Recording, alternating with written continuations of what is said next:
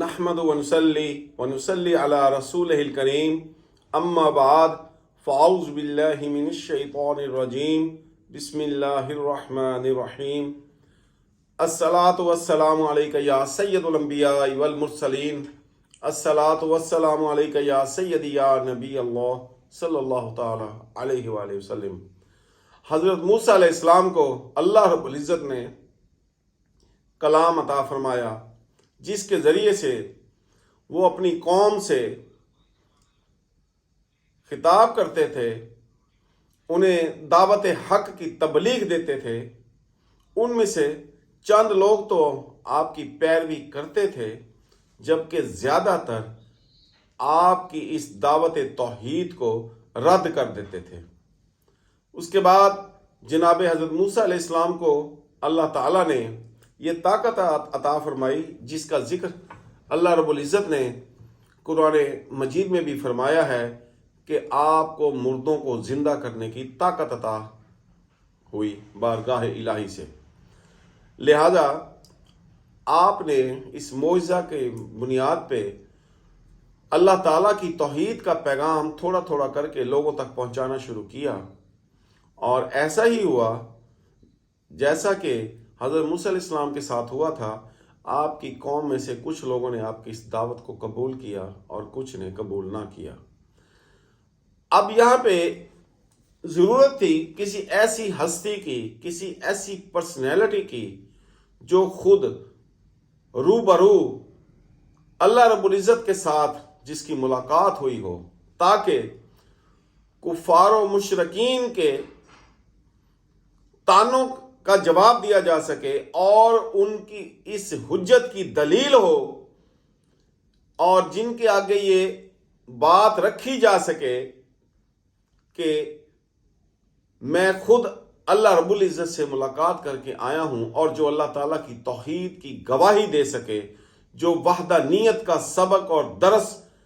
پھیلا سکے، جو اللہ تعالیٰ کے وحدہ لا شریک ہونے کا چرچا کر سکے، اور یہ چرچا انتہائی زور شور سے کر سکے، تمام مغرب میں کر سکے اور تمام مشرق میں کر سکے۔ اس کے لیے ضروری تھا کسی ایسی ہستی کو منتخب کیا جاتا جو اللہ تعالیٰ کے ہاں انتہائی مقرب ہو،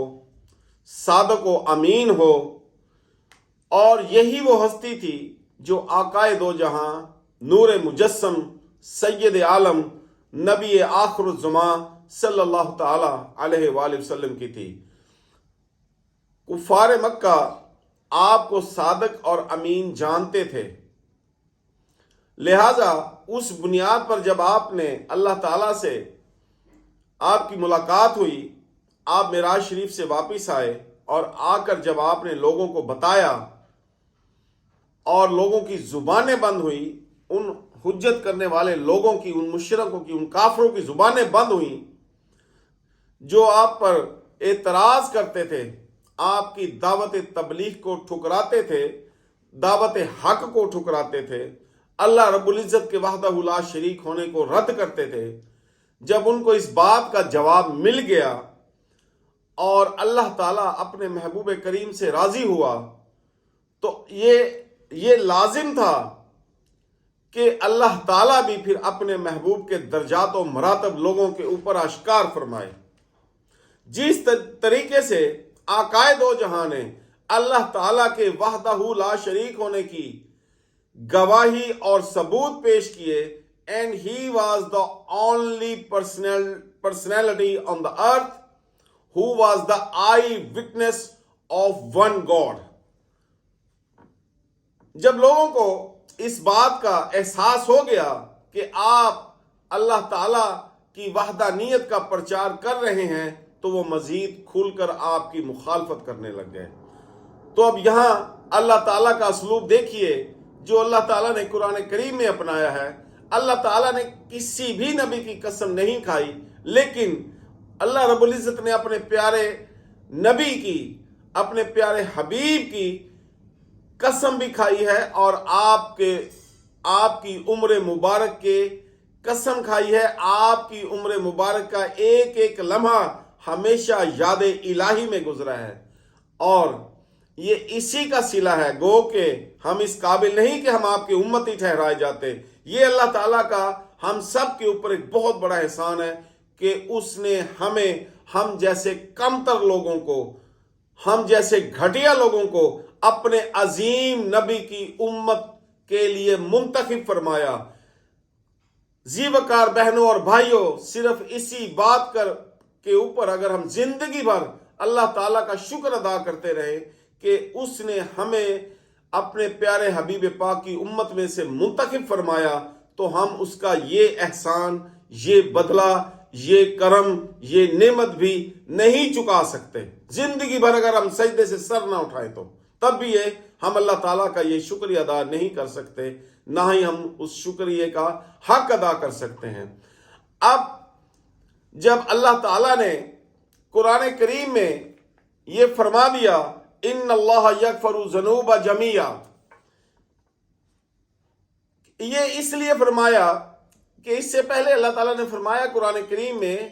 کہ اے بندو، تم اپنے آپ پہ بہت ظلم کرتے ہو، تم ریاکاری کرتے ہو، تم گناہ کرتے ہو۔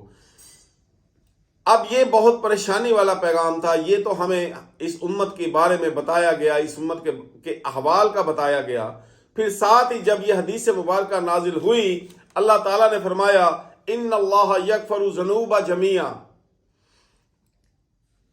کہ اے میرے بندو،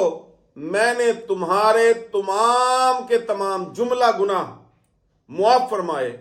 یا معاف فرما دوں گا، خواہ وہ صغیرہ ہے یا کبیرہ ہے۔ اب یہاں جو لوگ اس بات میں فرق پیدا کرنے کی کوشش کرتے ہیں کہ اللہ تعالیٰ صغیرہ گناہ معاف فرما دیں گے، کبیرہ نہیں فرمائیں گے، میں ان لوگوں سے ایک سوال کرتا ہوں کہ اگر کچھ ایسے لوگ جو چند نمازیں پڑھ لیتے ہیں، روزہ اور نماز ادا کرتے ہیں، اور وہ یہ خیال کرتے ہوں کہ چونکہ ہم تو عبادت گزار ہیں، ہم تو بخشے جائیں گے، لیکن جو ہمارے دیگر جاننے والے لوگ ہیں چونکہ وہ ہماری طرح عبادت گزار نہیں ہیں، تو اللہ بھی ان کو کیوں بخشے گا؟ یہ سوچ اللہ کے کام میں مداخلت ہے۔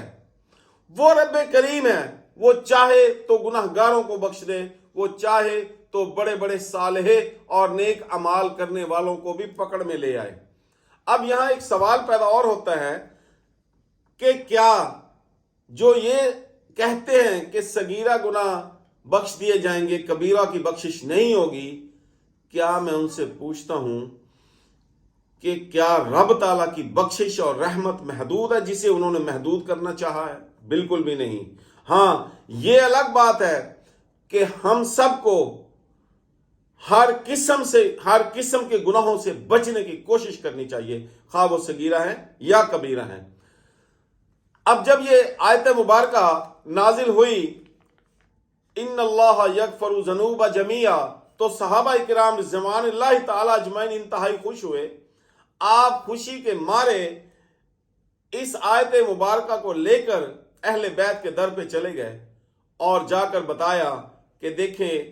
یہ کتنی خوشی والی اور خوشخبری والی آیت مبارکہ نازل ہوئی ہے، جس میں اللہ تعالیٰ نے فرما دیا ہے کہ میں اپنے بندوں کے تمام جملہ گناہ، جملہ کے اندر اب صغیرہ بھی آتا ہے، کبیرہ بھی آتا ہے، یہ میرا اپنا گمان ہے، اور انشاءاللہ تعالیٰ چونکہ اللہ تعالیٰ کی عظمت، اس کی رحمت بیش بہا ہے، اس کی عظمت اور رحمت بیش بہا ہے، وہ اتنی بڑی ہے کہ ایک مرتبہ حضرت موسیٰ علیہ السلام نے اللہ تعالیٰ سے عرض کی کہ اللہ تعالیٰ میرے گناہ کتنے ہیں اور تیری رحمت کتنی ہے، یعنی کہ انہوں نے اپنے گناہوں کا موازنہ اللہ تعالیٰ کی رحمت کے ساتھ کرنا چاہا، تو اللہ تعالیٰ نے فرمایا کہ اے موسیٰ ذرا پیچھے مڑ کر دیکھو۔ آپ نے پیچھے مڑ کر دیکھا تو آپ کو ایک سمندر کے اندر ایک درخت نظر آیا، اس درخت کے اوپر ایک چڑیا بیٹھی تھی، اس چڑیا کی منہ میں، چونچ میں تھوڑی سی مٹی تھی، اور اس چڑیا نے وہ مٹی سمندر کے اندر گرائی، تو اللہ رب العزت نے فرمایا اے موسیٰ، یہ جتنی مٹی اس پرندے کی چونچ میں تھی تمہارے گناہ محض اتنے ہیں، اور یہ جو پورا سمندر جس میں وہ مٹی جا کے گری، یہ میری رحمت کا بے کران سمندر ہے۔ اب آپ اس سے اندازہ لگائیے کہ کسی کے کتنے بھی بڑے گناہ کیوں نہیں ہیں، جب اس کی رحمت ہی اتنی بڑی ہے، اس کی رحمت بے کراں کا سمندر اتنا وسیع اور عریض ہے کہ جس کا کوئی شمار بھی ممکن نہیں، تو پھر کیوں کر یہ قیاس کیا جائے کہ وہ صرف ایک طرح کے گناہ بخشے گا، دوسری طرح کے نہیں بخشے گا۔ لہذا بات ہو رہی تھی کہ جب صحابہ کرام رضوان اللہ تعالی اجمعین اہل بیت کے در پہ گئے اور انہوں نے جا کے یہ بیان کیا اس آیت کو، ان اللہ یغفر الذنوب جمیعا، کہ اللہ تعالیٰ اپنے بندوں کے ہر طرح کے گناہ معاف فرما دیں گے، تمام جملہ گناہ معاف فرما دیں گے، تو صحابہ کرام نے اہل بیت و اطہار نے فرمایا کہ اگر آپ اس آیت مبارکہ پہ خوش ہیں تو ٹھیک ہے، خوش رہیے، اچھی بات ہے، لیکن ہمارے پاس اس سے بھی ایک بڑی آیت مبارکہ ہے اور ہم اس پہ خوش ہیں۔ تو صحابہ کرام نے عرض کی کہ جی بتائیے وہ کون سی آیت ہے؟